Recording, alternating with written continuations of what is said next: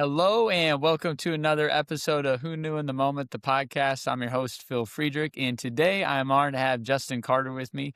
Justin is a Creighton men's basketball coach and a former Creighton player, a longtime professional basketball player. And one of the things I'm just excited to highlight in his journey is how when you find something that is a passion of yours, if you're willing to dedicate your life to it, you can really make it into a career. So, Justin, thanks so much for being on today. Thank you. Thank you for having me. Yes, sir. So to start your journey, growing up, football and basketball were two sports that you excelled at. So talk a little bit about getting started in playing sports and maybe even I don't know if you love basketball or football more at that point, but just talk a little bit about growing up and playing both. Okay, yeah. Football was my first passion. Um, just because I thought I could, change the game, just on one play. Like Yeah, I was just kind of like that home run hitter, like a Reggie Bush. Um, so like having that thrill was definitely like something I loved. Like I can run I can hit somebody, I can run the yeah, ball, I can make a difference. And then one of my best friends, he was like, "Hey, you want to come play basketball with us?" It was like seventh grade, I think, yeah, seventh or eighth grade, and he was like, "Yo, trust me, man. All I need you to do is just run fast. I'm gonna throw you the ball up." And I was like, "All right, cool. I'll do that."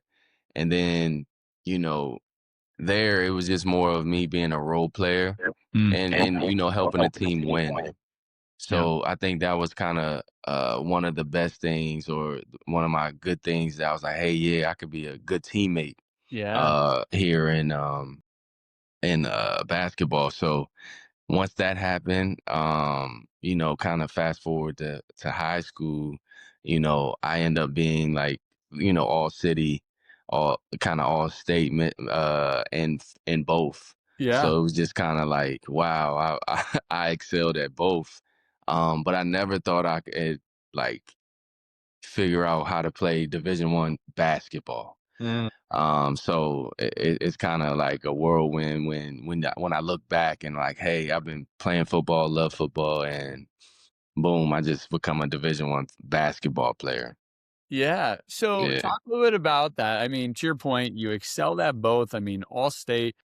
How did you decide which one to go? And also, talk a little bit about the beginning journey and starting at the junior college route, and progressing to Mhm. ultimately getting to Creighton. It was more like getting to the junior college route. I signed with Morgan State out of high school for both. So I was supposed to play football and basketball at a HBCU. Yeah. And the coach got fired, the football Mm, coach. So he kind of like ghosted me. I didn't know where to go. I didn't. So I was like, hey, I know this is another route that I can take. Uh, yeah. Obviously, I knew I can get stronger. I knew I can get faster. I knew I could still get seen by some other schools. I went the JUCO route in California, and um, I had to switch. So I played running back, and then I had to switch to receiver just because I grew. So I grew, I grew like 3.5 inches Wow. in that summer. Yeah. So from my senior year to like my fall, I grew 3 inches. So I'm like, I can't play running back at 6'3", six Yeah. four. It's not a lot of guys that they're letting to play like that, and I'm not Eddie George who I idolized for sure when I was younger. Yes. So I was like, I got to be a receiver. So I just switched to receiver, and I just didn't see the impact anymore. Like I couldn't touch the ball, I couldn't get the ball, and then run. I had to depend on my quarterback, throw me the ball, be Right. the perfect route. I had to read the defense, and it just wasn't, being as fun as it was when I was growing up. Yeah. So I was like, hey, I just walked in the gym one time. My guy, my best friend now, Kevin, he was in the gym, played on the basketball team, and he was like, "Hey, yo, Jay, what's up, man?" Like, and they were like doing like a dunk contest. And I was like, "What's up, man?" And then I just asked for the ball. I went between my legs, boom. Everybody was like, "What? I didn't know you could hoop." And so they didn't know I could play basketball at all. And then from there, I was like, I gelled with the guys, and he's like, "Hey, you want to play?" So I ended up playing both there at junior college, Yeah. and I ultimately, started getting recruited. I mean, I got recruited as well in football when I was there, but also I got recruited there in basketball, and it Okay. was just more comfortable for me. So I was like, "All right, I'm gonna pursue basketball." Yeah. Yeah. So the junior college route and, starting there, growing, developing, and then from there you end up going to Fullerton. So talk a little about making that second move and, how you decided there. And I guess, one thing that I think is always interesting in the world of sports, it's an easy way or an opportunity to make relationships quickly, right? Hey, if you're good at Mhm. sports, it turns out people like you. Hey, what's on my team, right? Like there's that instant bond, that instant connection. So talk Yes. about, once again, putting yourself in a new environment, new situation, meeting new people, having to gel quickly, and how you pick Fullerton. Um, so it was more of a move, trusting that my coach, just had my back. He kind of was like, "Hey, I'm making the move. Okay. I know you're far away from your family. I have a couple other guys that you already gel with. Um, so let's go here together and kind of build something." Um, 2 years earlier, I believe they won the state title, so it was like going in the tradition of basketball. Had all the facilities, and you know it's in Anaheim, right? Right in the middle too. So it was kind of like a path to success. Yep. And it was with some people that I trusted, Right. and I knew that I wasn't going to get steered wrong. So making that jump to Fullerton was kind of like it was more comfortable, even on the basketball end, but also with people that was off the court, uh, to just hang around and be more family like. Absolutely. Hmm. So after Fullerton, that's when the move to Creighton happens. Talk a little about, picking Creighton. If I understand, your mom really would like you to go to a private school, so that was that was a Yeah. big push there. But talk a little about, how you pick Creighton, and ultimately, let's talk about some of the great success that you guys had as a team while at Creighton.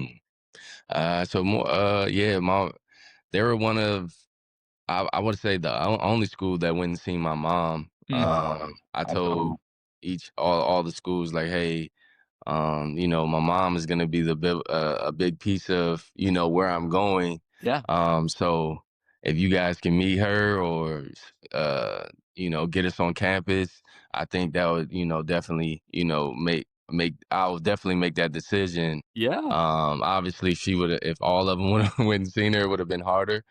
But Creighton, they went out there, Coach Fish, and Altman, they went out there immediately, had her talk to her about it. Once they said private school, I mean, she was like, "Nope, you're going there.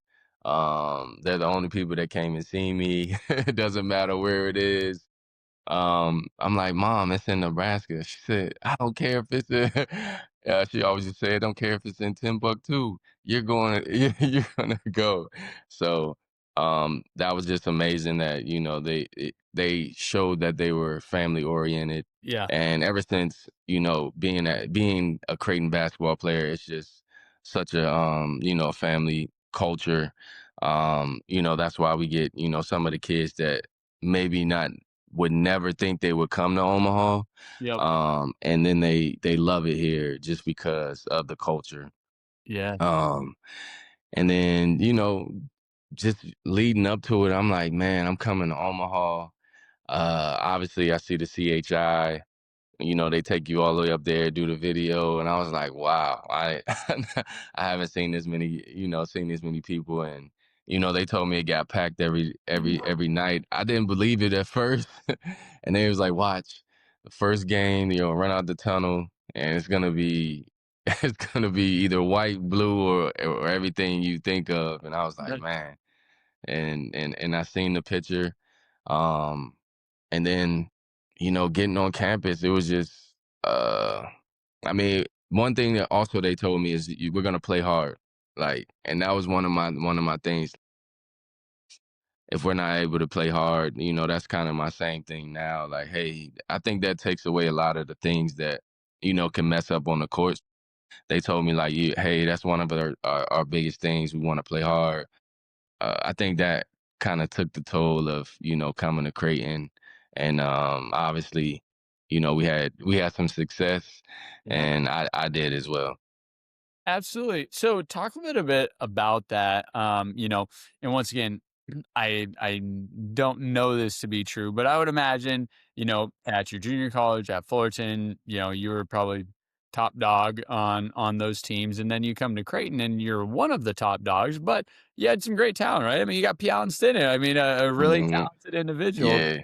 Yeah, Talk about maybe finding your role on a team, and someone listening right now maybe can't relate to basketball, but they're saying, hey, I'm in a high functioning company, and there's three or four of us that are really good, and sometimes egos can get in the way of the team yeah. success because of what I want as an individual. So talk a little about finding that camaraderie and that team element.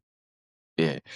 So coming out of junior college, uh, some of the people are some of those top dogs.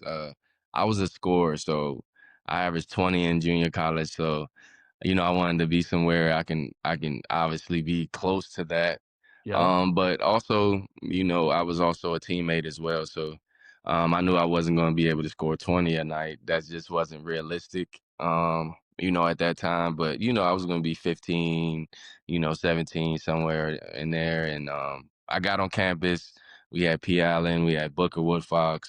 Um, we had some shooters, Caleb Culver, all those guys. And um, they told me, they was like, "Hey, we want you on the floor, but you know, we just had this guy. He was just all Missouri Valley talking about P. Allen, Yeah. and we were kind of like the same build. I was obviously more physical, but he was slender, still get to the rim, still athletic, can shoot the ball, all those things. So he was super dynamic, and he was like, "Hey, let's just put both of you guys on the floor." Obviously team oriented, Yeah. things like that. So I was like, "All right, cool." But come to find out, I'm 6'4" and I'm guarding 6'9" guys. Yeah. I'm like, am I really?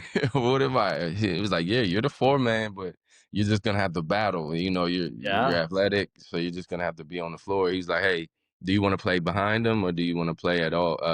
Play minutes on the floor. So I was like, hey, let's play minutes. So it was kind of weird me playing the four, because I was playing the point guard and and Yeah. shooting guard in junior college. So it was kind of weird. I never thought about it that way until kind of after the fact. Yep. But just playing was the main thing. Yeah. I think, you can make a difference if you're playing. Obviously, if you're on the bench, you can be a great teammate, but you wanted to showcase something, you want to showcase your talent. And Yeah. if you're on the floor, you're able to do that for your team and for yourself. So I knew I needed to do that. And what was that? So just being on the floor, being the four man, um, I just knew I could help the team, and uh, what's that? Going from there, being that great. I love it. Yeah. Now, you mentioned it at this point, Creighton is in the Missouri Valley, which, that's Wichita State, it's Southern Illinois, it's Bradley, right? I mean, a lot of competitive basketball, but it wasn't necessarily considered a, Power Five conference at the time. Hmm. And, um, Yeah. at that point, though, I mean, some of these teams every year were, making Sweet 16 runs and, were having success nationally and into the tournament. So, Mhm. from a competitive standpoint, who was your favorite team to beat? And then what was the most enjoyable on the road experience for you in your time with Creighton? I would say, uh, the best that we beat, I would say on the road. I know we had a good one at Southern Illinois. Um, they had a good group that year, so I think that was kind of our like the best road win that kind of felt real good in the Missouri Valley. But the Wichitas, if you win those, Bradley always had an athletic group, and then Illinois State as well. Um, they were athletic, so those are the teams that would like you mark them on your calendar, kind of like those St. John's now, those UConns Yeah. now. You just mark them on your calendar just because you're gonna get a dog fight. You know they're gonna be physical, and winning or losing is like, hey, that's going into that NCAA. That can definitely help you going forward. So those are kind of the teams that were like we needed to beat, we wanted to beat. If we won, it was definitely a big nod for us. I love it. Now, Yeah. you mentioned you got to play for Coach Allman, who had a great career at Creighton. Now is doing big things with Oregon. What was one or two maybe either life lessons or basketball lessons that you learned from the coaching staff at your time with Creighton? I mean, Coach G always said, 10 up, 10 down, 20 up, 20 down. Just have your same character. Like, don't Yeah, get out of character. I think that was kind of a big thing that, I always put to hold that when I coach and when I, kind of played, like your demeanor counts. yeah, Even when you're, walking off the floor, 20 down, you're like, man, you might hold your head, you might react on the bench, and not slap a teammate's hand, like, yeah. and those things count in the long run Mm, when you're up 20, and then now you're joyful. You remember those things like, man, when I was down 20, I was acting something different. I yeah, think just being level-headed, I think that was the kind of the main thing that, Coach Altman, that saying would say, like, it doesn't matter. And then it brings into a fact of fighting. Like, you can be down, but you can also still be fighting. You can still be level yeah, on the playing field and respect the game as well. So I think that's kind of the main one that Coach Altman kind of put in this perspective. And then also like you know I would say uh moving the ball, because like I never really moved the ball as much. So being in a system, yep, I think that it kind of helped me, just popping the ball, just having an extra one. I think that kind of, helped me as well. Like, hey, I don't always have to have ball dominant guys. I can yep, play through the offense and still be able to know basketball, and learn every position in a system yep. just to be able to, to play basketball. So those are kind of two things that kind of molded me going forward, on my journey.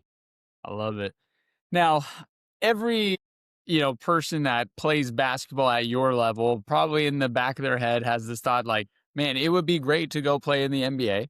And the reality is there's only so many guys that get drafted, and then of those guys, Yeah. don't even all make a roster. But there's a lot of other opportunities to play professionally. And so for you at the end of Creighton, have opportunities to go play overseas. So talk a hmm little about, the decision to go play overseas and then your start there of what, 11 or 12-year career playing basketball internationally. Yeah. Yeah, it was kind of like obviously a dream. Yeah. It was kind of super fast. Like, I was done at Creighton, and then boom, I'm like, what do I do? What do I do? Yeah. So you got to get an agent. So that's kind of one. And then obviously you want to be around the most eyes as possible. Yep. So not getting drafted or not going to the combine. Um, you just trying to find a path where somebody can see you, or if everybody can see you in one setting. Yeah. Um, so I kind of did a showcase going back to Maryland. And a couple coaches were there, a couple agents were there, and I was able to get seen by a team in Slovakia, and they were able to take me, and the my agent was like, hey, this is a starter league. Yeah. So like it's kind of a feel for Europe. You're not gonna be in the best league. You're not gonna have the best facilities. You're not gonna have the best maybe experience, Yeah. but basketball, Yeah. he said he broke it down to me like that, like basketball wise, he's like, this is probably gonna be the best for you, just learning one, the system, learn uh if you can win, Yeah. that's always going to help you. And then obviously, being in Europe, it was like a small town, everything is not a big town or a big city that, you might have more in the States. So he was like, hey, go there, let's start. And then let's see where it goes from there. Absolutely. Now, you know, for me, I'm a basketball lover, and so in my head, I'm like, "How amazing! You're gonna go ahead and get paid to play basketball, and Hmm. you get to keep doing what you love." And at the same token, in the back of my mind, I go, "All right, Justin's leaving friends, family, probably knows nobody in Slovakia, so that's gonna Yeah. be a whole new thing." And you go from playing in amazing facilities that Creighton has to Yeah. I don't know what's the Slovakian gym is like, Yeah. and, 17,000 fans at CHI on a regular basis, and I Yeah. don't know how many fans come to a Slovakian basketball game, but Man. talk a little about, maybe the mindset that you had and just, finding the enjoyment in something new and different, and even if it feels like, "Man, I just went from this, and now maybe I'm feeling like it's even a lower level than where I was, but Yeah. here I'm gonna give it everything I got."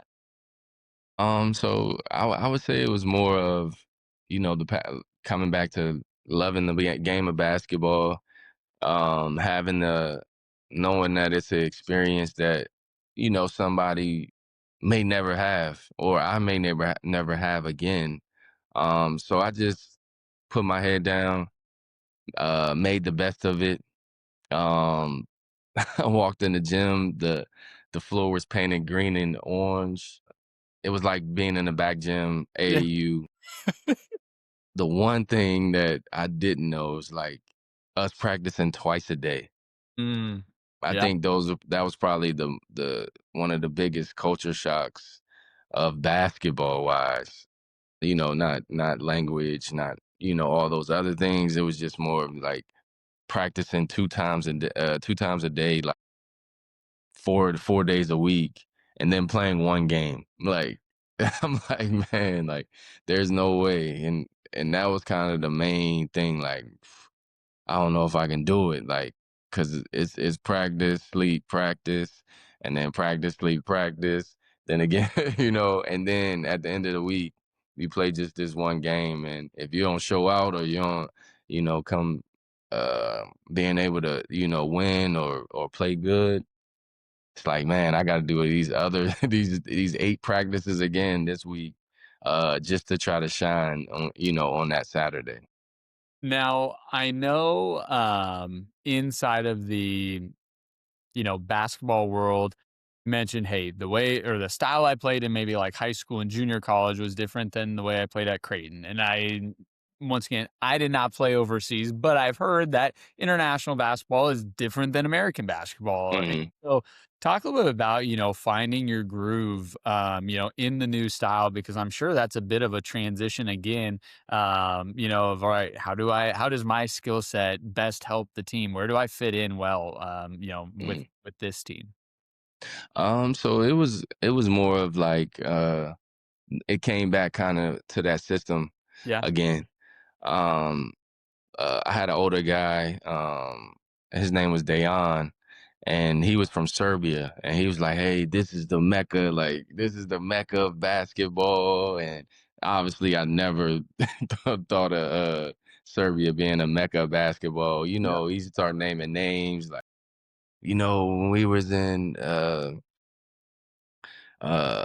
who he said we got Vlade Divac and all those guys, and I'm Yeah. like, I know him, but I Yep. was like, he's not nothing like special. Like we had Michael Jordan, man. But he's like, no, over here, Serbia is the Mecca. Um, just watch this. So I'm watching. It's two big teams, Partizan and Red Star. He was like, hey, look at the Americans how they play. So that point, so one, it was just system basketball. Yeah. You're not gonna be able to shoot every time. You're still gonna have to move it, get it back. But I would say system, knowing that you're gonna be a pivotal role Yeah. on the team, like you're gonna be either one or two the highest paid players on the team, just being a foreigner. Um, I would say system, and then uh, understanding to do everything. Yeah. Even like I seen like 7 foot kids like when I first was there. Like I mean, this is 2012, 11. And they were doing behind the back passes. They were dribbling up down the court, and I'm like, he's not supposed to be doing that. Yeah. Yeah. You know what I mean? So he's like, no, we learned all types of basketball. Like, you can if you're a guard, you can post up. If you're, guard, you can set a screen, a pick Yeah. and roll. You know what I mean? So it was just more of like, man, this is kind of a weird thing of basketball, but they wanted every kid and every person to learn how to do everything on the court, not with the ball, but also without the ball, and every skill. So those are the kind of things I was like, wow, Europe is definitely something to do, something that I could do because I like to do everything. Like I don't want to just do one thing on the court. So that's why I think I kind of thrived in Europe. When once Dayan told me like, hey, you got to be able to do this, and once I looked at those teams and watched how the Americans played, I was like, okay, those are the things I need to do um, to help me go forward to play longer to my goal. Absolutely. And longer you did play, so talk about, some of the moves you made in working your way up. You said, "Hey, I didn't necessarily start at the highest level of, international basketball, but you were able to work your way up into different leagues that had, higher and higher skill and talents." I would say it was kind of like another guy told me he was like, "Hey, if you're not gonna win, like the higher teams are not gonna pick you, Mm, like because they love winners, like they love winning percentage. They like plus minuses. Um, they like understanding the game. Where to be, how to on the court." yep. And then obviously, just being locked in and Right. being able to, practice and play. So Yeah. those are the kind of major things that, European coaches want. And once he told me that, I was like, all right, I'm gonna try to win the right way as much as possible. So end up winning, two championships before I even, got to that higher level. Yeah. And then obviously I cracked the code and was able to, play at the highest level. So it was just more of like winning and, came back to understanding, the basketball part of what they wanted to do and understanding those concepts. Yeah. Well, I love that, and I think not to say like universally true in American, basketball culture, but I think for a lot of us, it was more like, hey, you got to do something to stand out, right? Like even if your team's, Yeah. you can go get 25. Like everyone wants a person that can average 25 a game, and it's like Mhm. it almost seems internationally, it's more like, hey, if you can average 10 to 12, but you're on a championship team, you're probably going to get more attention than if you do, the more individualistic things, but you're not on as winning of a team. And so maybe talk a bit about that from, either maybe your younger years and like mindset originally to learning that, or also Yeah. maybe even today as you're looking at guys to recruit, hey, yeah, it's important that you're doing well yourself because it shows us you're a talented player, but we actually want to make sure that you're in a winning environment because, Mhm. winners breed winning. Yeah. I mean it's a mindset. Yeah. I think that's kind of like the main thing that, my even my junior college coach, like, hey, it's a mind. Winning is a mindset. Like, Yeah. if you're not hungry for it, or you don't want it, you can just shrug your shoulders and say, hey, I had 25. See you guys.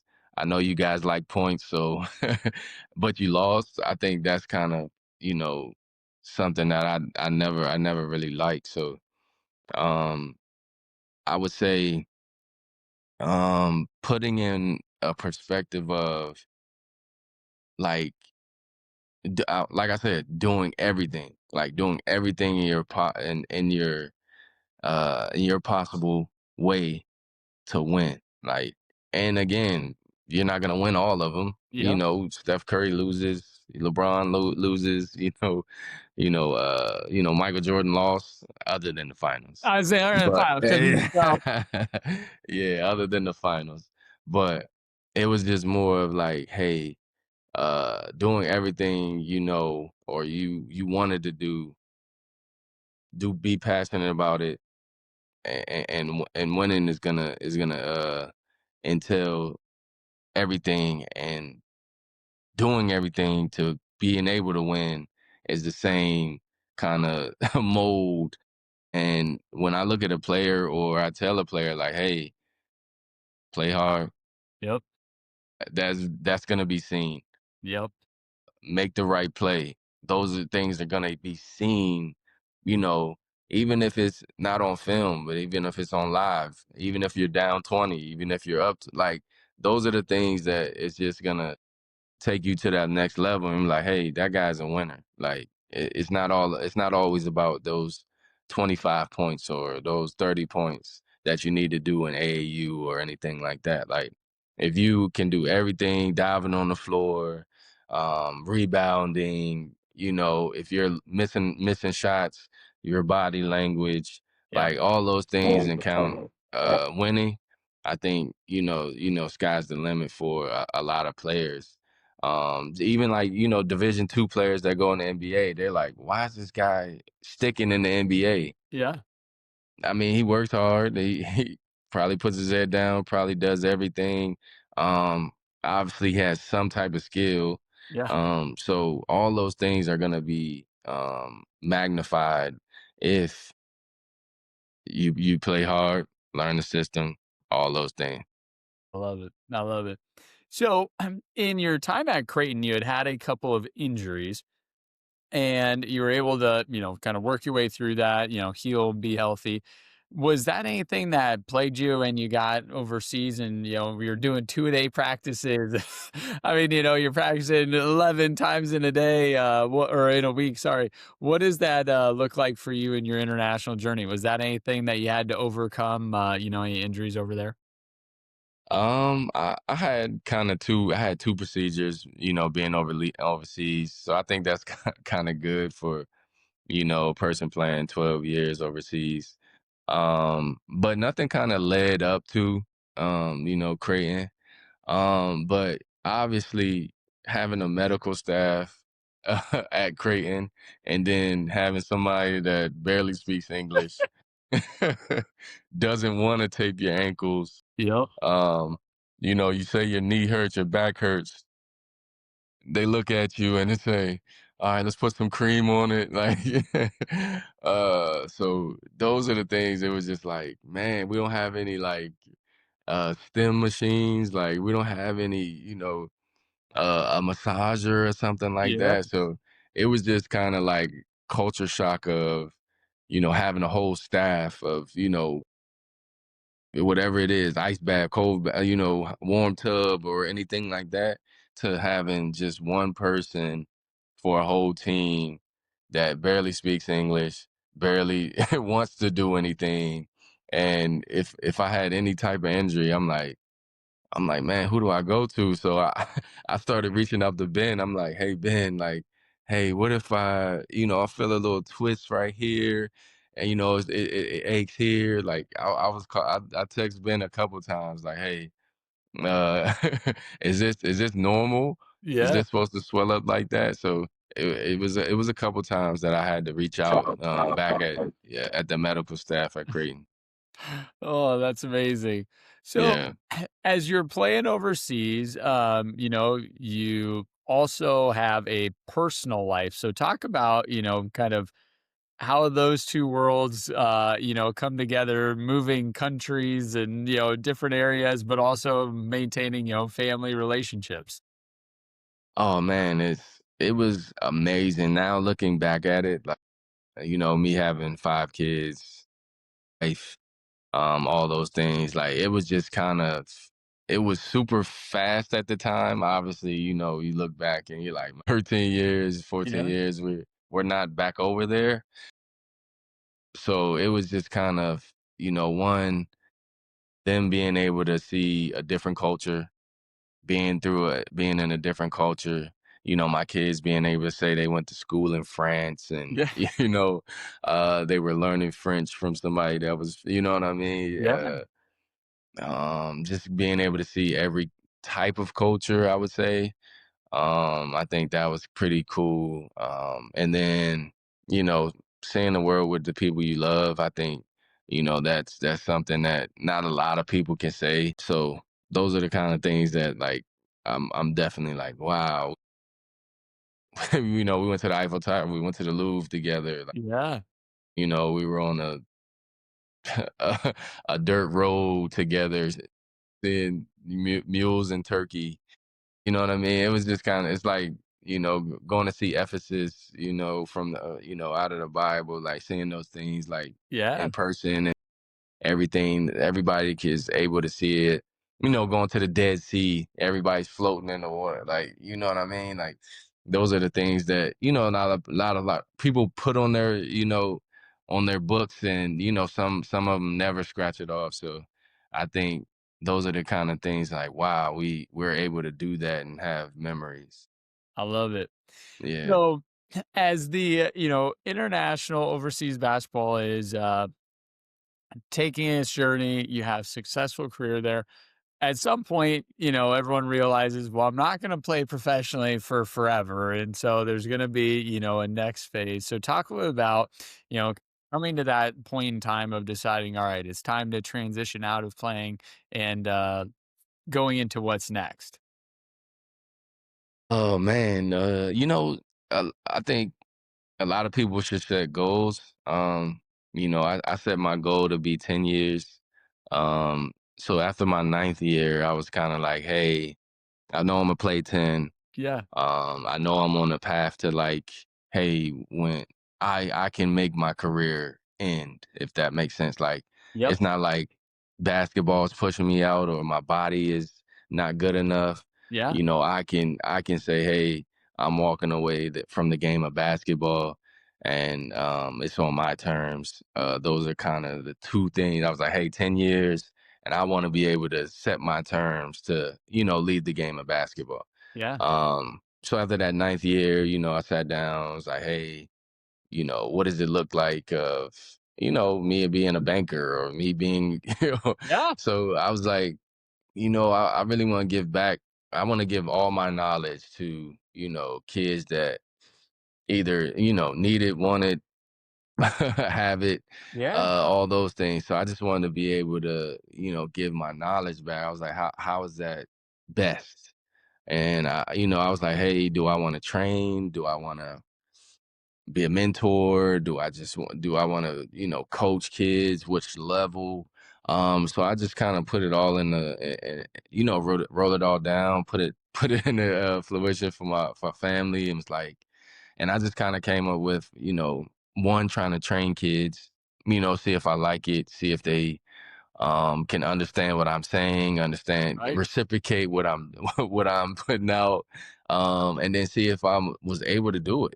Yeah. And then I was like, from there, I was like, hey, I want to be a coach. I do want to be a coach. Like, I want to be able to, be on the sideline, be on TV, be all those things, Yeah. to help you, obviously, be at that higher level, trying to make a NCAA tournament or, NBA championship, something like that. So, me and being a trainer for younger kids or, semi pros or pros or, kids going to college, I was like, hey, I can do that. And then, trying to coach, having an AAU program for 2 years before jumping into Creighton, Yeah. it was just like, wow, I can do this, I can do that, I can do this. And, I just wrote it down and um, just giving out my knowledge, giving away my knowledge as much as possible was kind of the main factor. And then obviously I put those little check marks to, stepping stones and see if I can do it. And now I'm close to my goal. I love it. Now, one thing that I think has been, universally true in my life, and I think as I've been able to spend time and get to know others, ends up being true in theirs. Is so many people feel like, the interview for the job is what got them the job. And the reality is every day what we do is the interview for the job, right? Mm, mhm, If mm, Justin would have left Creighton and had a poor reputation around the game, or if Justin would have, left and played overseas and met people and had a bad reputation around other people, you probably don't get hired on to be at Creighton, right? But luckily, yeah. someone within the program, people knew you, like they wanted you there.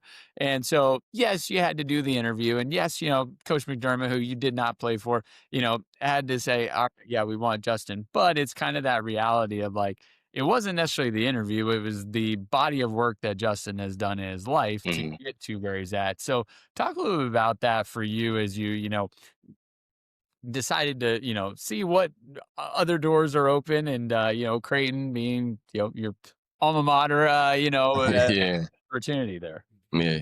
I mean, that's a big factor. It's a lot of people that you think don't see what's going on Yeah. or don't y- uh or try to view you from the outside. Yeah. I think that was kind of the main point of um, what Altman kind of instilled in us as well. Like, it doesn't matter being up 20, being down 20, still have that same character. And, my mom always said that too, like, hey, be level headed. Don't let them see you at your worst, before your best. So, I just try to be level headed, and I also now, um, Carlos Arroyo, one of my players, he told me like, hey, try to meet everybody. And then if they know you, they see you, they'll see your smile. You're gonna have that first impression, um, and make it your best impression. Yeah. So I think that's kind of the main thing that kind of helped me, just being, um, not I wouldn't say straightforward, but like, hey, meeting everybody, talking to everybody, um, you know, kind of being charismatic to learning. Well, what did you do, or how do you do it, or how long you've been here, like all those little things, and those are gonna add up, um, to obviously playing basketball. You play a lot of different people, Yep. and it's such a small, uh I say small, but a very big market. Yep. A lot of people just say, hey, that guy Justin Carter, he wants to get into coaching now.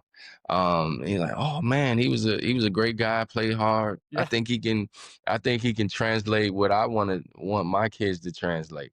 So I think those are the kind of big things that Coach Mack, Coach Huss, And then, some guys that if I have the if I have the blessing to play for, or I mean to coach for later on, they like, hey, yeah, I know Justin's gonna, reciprocate what we want to do, how Yep. we want to do it, and he's gonna, speak of a place where he's done it as well. Yeah. And I would say doing it the right way, but obviously I want people to see it like, hey, he did do it the right way as well. I love it. Now, for you, as you're, switching hats of player into coach, I'm sure there's moments of you where you're like, "Gosh, I'm sounding like the, back in my day guy, the old guy." But today's landscape it's different in so many regards, right? With NIL and people transferring in for a year, but there's other options. And yet, at the same token, your life experience and your playing days, having transferred a couple times it's not a lot different. There's a lot of similarities to that world today. So as you're getting to meet players now that are coming on campus for a first time, but have been in different programs. What's your word of advice to helping them, get embrace the culture, right? Get assimilated and kind of leave. All right, hey, what behind, and if you want to have success, you're going to have to buy into this program, right? And these teammates, not well, back, at my old school or back at this coach, this is how we did it. Yeah. I try to stay away from, telling kids that, hey, I used to do this, I used to, jump, I used to shoot, and all those things. Um, I just say, Google me. Yeah. Nah, I'm playing. I Nah, love I'm it. messing. I love it. Yeah, yeah. I But win. nah, Google me. yeah, yeah. But nah, I would say most of the time it's more of like, hey, this is a family oriented organization. I would say Yeah. college. I think that's kind of one that all the kids see. I think that come on campus or when they meet Coach Mac, meet Coach Huss and all those guys, like they like, hey, this is a family oriented thing.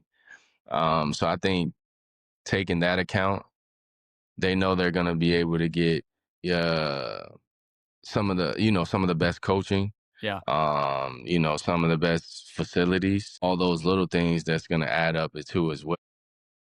So I think that's kind of the main thing that, here at Creighton we do.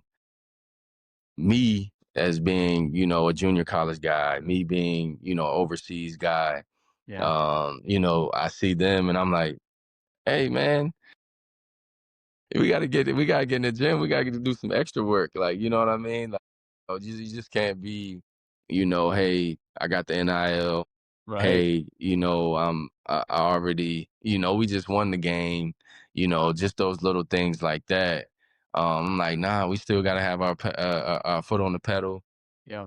We still got to be able to, we still got to stretch after. Like Yeah. you Yeah. can't.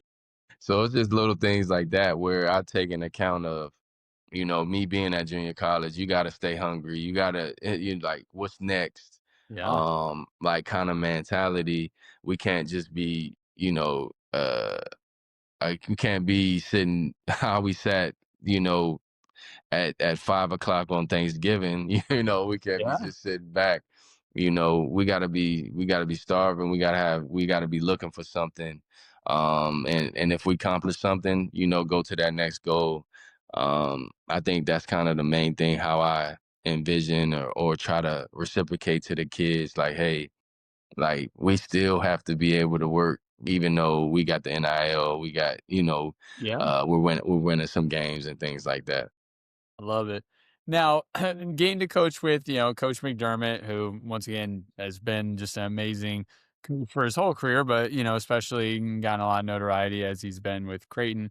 What's one Mhm. or two lessons that you've, taken away from your time, learning and coaching with him? Oh man, just how detailed he is. Uh, he's definitely a big time. Like, hey, was that really like that? And then he'll go back. Hey, I think it was like this. Oh, turn your foot just like, just kind of like the details that he puts in. Yeah. Um, and then, how he he's I don't know, he's like a professor of by the he's by the what's that? By the By book? the time. Yeah, okay, by the time. Yeah, like he's like if he has it on the paper, he's like, all right, nope, next thing. Yep. We'll get to it later. Boom. We got to stay on time. We got to stay on track. Like Yeah. everything is set to a T, and I think that's pretty cool because like if a kid didn't do it, I would go back and like, hey, no, we're gonna do this again. Hey, we're gonna do this again. And then I look at the clock, we're 15 minutes behind. So, but nah, hey, we did it. We'll look at it. We'll get back to it. I think that's a kind of big thing that I'm a bring into my, when I'm a head coach. Yeah. I'm like, hey, we'll just get back to it. We'll work on it. Obviously, if we need more, we'll do it tomorrow. We got to be on schedule. And then obviously the offensive minded coach he is, um and being like just being relatable, like he's able to talk to every kid on this on a good level, or relatable level, to what they understand, they get, and I think I could do that as well. So those are kind of things that I kind of take away from him. Obviously, being the great coach, winning and all those things, but he's definitely all three of those things, and those are the things I want to take account when I become a head coach or assistant coach or whatever. I love it. Well, you guys are in a good string right now. Keep the momentum going. And, it says, Coach McDermott said the other day, he goes, sometimes you do the right things and you don't get the results. You still got to do the right things. And sometimes you do get the results, right? And so Yeah, now you yeah, guys are doing the right things. You're getting the wins in the right column. And I'm yeah. excited for the year ahead. But Justin, I want to say thanks for being on today, my man, and sharing your journey, and excited to see where it goes. And we'll probably be doing this again in 2 or 3 years when you're the head assistant coach or the head coach somewhere, and talking about Yes. what the heck we got there. Yeah, yeah. Yeah. Nah, that would be amazing. Thank you for your time. And hopefully my journey can take off pretty soon.